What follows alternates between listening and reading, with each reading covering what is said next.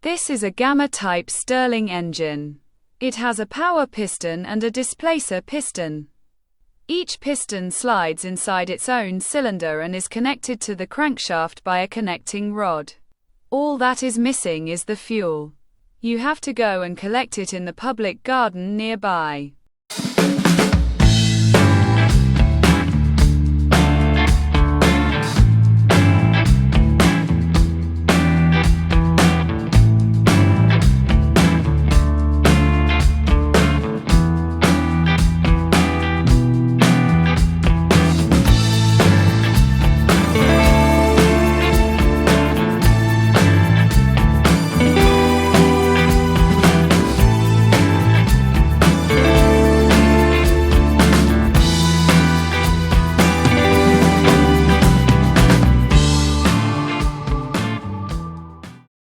These are the fuels that are going to be used: peanut shells, dried cypress fruits, dried olive leaves, cypress bark chips, small dry twigs and other slightly larger dry twigs, dried pine cones.